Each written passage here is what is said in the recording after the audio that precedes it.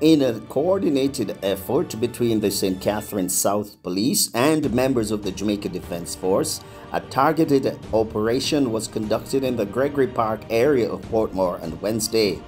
The operation resulted in the apprehension of 18 individuals for questioning and the recovery of 2 illegal firearms, a revolver and a pistol. The illicit weapons were discovered in separate locations, one found in the community of Gulf and the other unearthed on premises at Walker's Avenue. Notably, the latter location was also the site of a tragic incident as a devastating fire engulfed the area, destroying 11 dwelling houses and leaving more than 45 residents homeless. Senior Superintendent of Police Stephanie Lindsay disclosed that the joint operation had been strategically planned and executed, commencing at approximately 5 a.m. During the operation, law enforcement personnel also apprehended 3 individuals believed to be involved in the firebombing that led to the widespread destruction of homes and Walker's Avenue.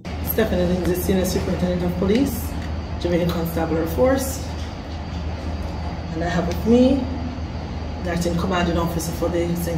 Catharines South Division, Superintendent Upton Nicholson, and we have the Operations Officer for the St. Catharines South Division, Deputy Superintendent Earl Grant.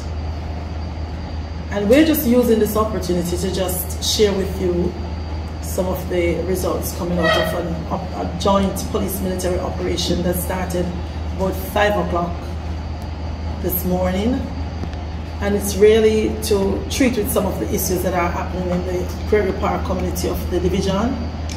It's following on the series of operations that they've been having since the incident on Saturday, where a number of houses were destroyed in the Walker's Avenue area.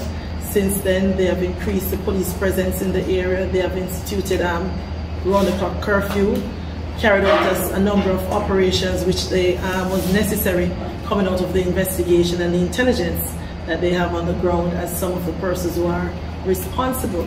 So part of the operations this morning was to capture the individuals who were involved in that incident. So far, they are looking at some 13 persons who are considered persons of interest.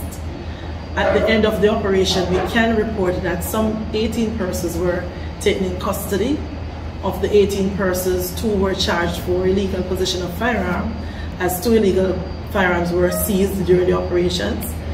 They also have 3 of the persons who were named as persons of interest in relation to the fire incident. They are now in police custody and the investigation will continue.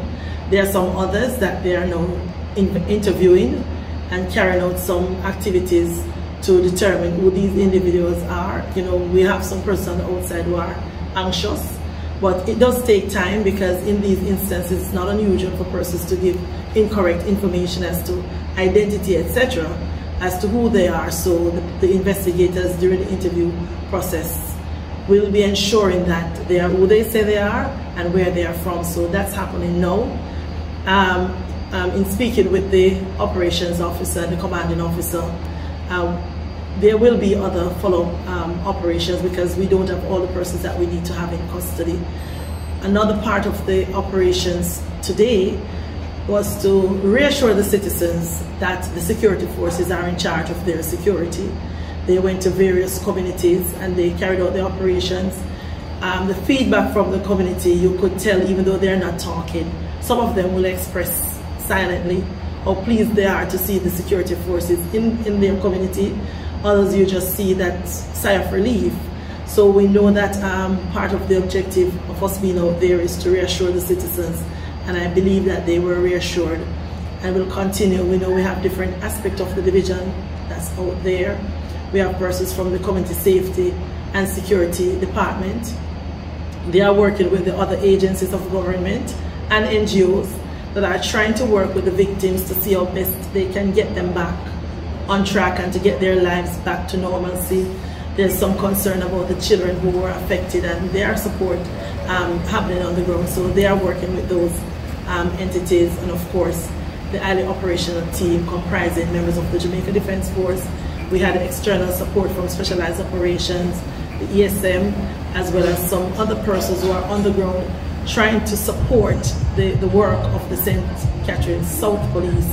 And it's ongoing work that will be done, and they will be doing these operations until it is necessary and they are satisfied that, you know, we can reduce what we have and gradually work with the individuals to get things back to normal and to reduce the level of fear that some persons were experiencing earlier, a few days ago.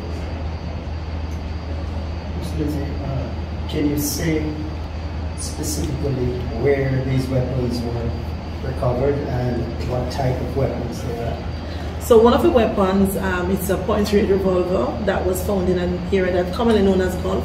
It's where they carried out one of the operations. The other is a pistol that was found in Walker's Avenue, and an individual was arrested in connection with that weapon as well. Any ammunition as well?